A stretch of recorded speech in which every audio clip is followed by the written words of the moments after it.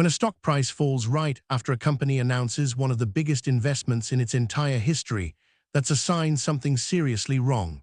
Samsung and SK Hynix, two of the world's most powerful semiconductor companies, just unveiled plans to spend a mind-bending $1.3 trillion building brand-new chip factories over the next few years. That's not a typo. $1.3 trillion. With a T. It's one of the largest capital commitments the semiconductor industry has ever seen. But instead of celebrating, investors ran for the exits. Stock prices fell. Analysts started warning that this might be a disaster in the making. Why would the market punish such an enormous, ambitious plan? The answer is actually terrifying. These two companies aren't spending $1.3 trillion because they are optimistic about the future. They're spending it because they are locked in an existential race for survival. And here's where it gets interesting. If they don't spend this money, their entire industry position could collapse. But if they do spend it, they might bankrupt themselves anyway. South Korea's semiconductor empire is caught between an impossible choice, and $1.3 trillion is their last-ditch attempt to stay in the game. This is the story the mainstream media got wrong. And it changes everything about how you should think about the chip industry right now. Before you can understand why this investment is so risky, you need to know exactly how dominant Samsung and SK Hynix actually are in the global semiconductor market. These aren't minor players. Samsung is one of the world's largest conglomerates. They make your phones, your TVs, your refrigerators. But deep inside every single one of those devices is memory silicon that Samsung manufactured. SK Hynix is smaller, but they are just as crucial. Together, these two South Korean companies control something close to 40% of the world's DRAM memory production. 40%. That means nearly half of every computer memory chip made globally has a South Korean origin story. They also dominate NAND flash memory, the technology that powers your phone's storage, and every data center's backup drives. For decades, this dominance was a gold mine. South Korea built a reputation for manufacturing excellence, and companies everywhere bought their chips because they were reliable, cutting-edge, and affordable. Taiwan had their own chip dominance in processors and design. The United States controlled the intellectual property and the most advanced manufacturing equipment. It looked balanced, but the world changed. Artificial intelligence exploded. Data centers tripled in size. Suddenly, the demand for memory chips went absolutely vertical, and South Korea's factories couldn't keep up. That shortage is what triggered this $1.3 trillion spending spree. So what exactly is Samsung and SK Hynix planning to build with $1.3 trillion? The answer is staggering. They're constructing entirely new semiconductor fabrication plants. These are called fabs, and they're some of the most complex, most expensive industrial facilities on Earth. A single advanced chip fab can cost anywhere from $20 to $30 billion to build. Some cost even more. Now multiply that by dozens of new facilities planned worldwide. But this isn't just about quantity. The real challenge is technology. Chip fabs have to produce memory at tinier and tinier scales. We are talking nanometers, which are literally billionths of a meter. The technology required to etch circuits that small is so sophisticated that only a handful of companies on the entire planet can do it. Samsung and SK Hynix need to invest in extreme ultraviolet lithography equipment, special machines that cost millions of dollars each just to purchase. They need to build clean rooms so pure that a single dust particle is a disaster. They need to hire and train tens of thousands of engineers. The $1.3 trillion number isn't some random guess. It's the cost of keeping up with demand while maintaining a technology edge against their competitors. But here's the thing that worries investors. They might not succeed. To understand why this investment is so urgent, you need to see the real-world impact of the chip shortage. Every data center that powers artificial intelligence, every cloud server, every smartphone, they all need massive amounts of DRAM and flash memory. When Samsung and SK Hynix can't keep up with demand, the entire global technology infrastructure slows down. Companies like Microsoft, Amazon, and Google literally cannot build enough AI servers because they can't get enough memory chips. They're waiting in queue, bidding against each other for limited supply. That's why prices have stayed elevated. That's why profit margins for memory producers have soared. But here's the twist. those high margins are temporary.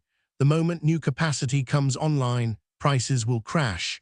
Competition will intensify. And if Samsung and SK Hynix invested billions but can't deliver faster or cheaper than competitors, they'll be stuck with expensive factories that don't make money. That's the nightmare scenario keeping investors up at night. Meanwhile, American companies like Micron are also investing heavily in new capacity.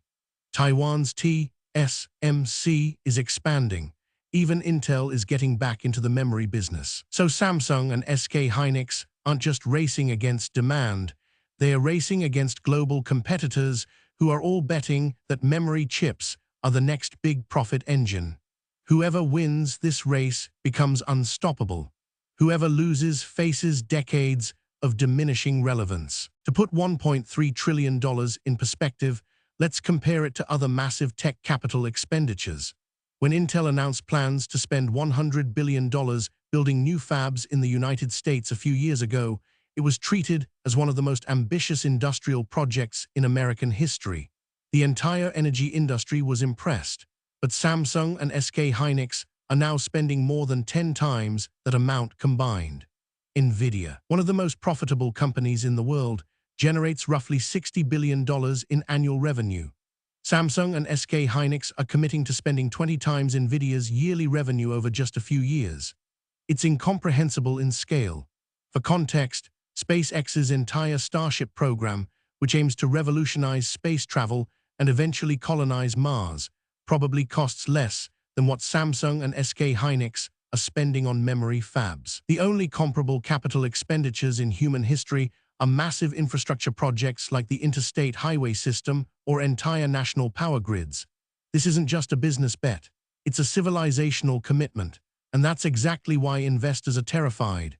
If it works, Samsung and SK Hynix will dominate the semiconductor industry for another 2 decades. If it fails, these companies could be crippled for years. There's almost no middle ground. The implications of this $1.3 trillion bet extend far beyond just Samsung and SK Hynix. This is actually a geopolitical power play wrapped inside a business decision. South Korea's entire economy depends on semiconductor dominance. It's their crown jewel, their best export, their most advanced industry. If Samsung and SK Hynix fail to keep pace with global competition, South Korea's economic position weakens dramatically. That matters because the semiconductor industry is now central to which countries will dominate the world. The United States is trying to rebuild chip manufacturing domestically through massive subsidies and investments. Taiwan holds the most advanced chip design and production. And now South Korea is throwing everything they have into memory production. It's a three-way battle for technological supremacy, and $1.3 trillion is South Korea's opening move. But there's a darker layer. Some investors worry this spending is actually too aggressive, that Samsung and SK Hynix might be overcommitted. If artificial intelligence growth slows down, if data center demand softens, if economic recession hits, suddenly all that expensive new capacity becomes a massive liability. The debt burden alone could cripple these companies. And here's the kicker. This is exactly how the last semiconductor cycle crashed. Companies overbuilt capacity in the 2010s, demand dried up, prices collapsed, and billions were lost. History might be about to repeat itself at an even larger scale. If you want to understand why investors are so terrified, you need to grasp how semiconductor cycles actually work. The semiconductor industry doesn't grow in a straight line. It cycles through boom and bust periods that last years. During the boom phase, demand exceeds supply. Companies can't make enough chips. Prices stay high. Profit margins are enormous. Companies see this and think, we need to build more capacity immediately. So they invest tens of billions in new factories. But there's a catch. Fabs take years to build and become productive. By the time they come online, the market has often moved on. Suddenly there's overcapacity, too many chips chasing too little demand. Prices crash, profit margins disappear. Companies that invested heavily lose their shirts while newer competitors gain ground. Samsung and SK Hynix are betting that this time is different. They believe artificial intelligence demand is permanent, structural, and will keep growing forever. But even if they are right about AI, they are vulnerable to competition and economic downturns. Smart investors watch these cycles carefully. They look at capital expenditure trends, factory completion timelines, and competitive positioning. Right now, Samsung and SK Hynix are essentially betting their entire companies on a single outcome: that massive memory demand continues indefinitely. If you're thinking about investing in semiconductor stocks, this $1.3 trillion commitment is the key signal you need to watch. So here's what this $1.3 trillion spending announcement actually means for you, even if you don't own semiconductor stocks.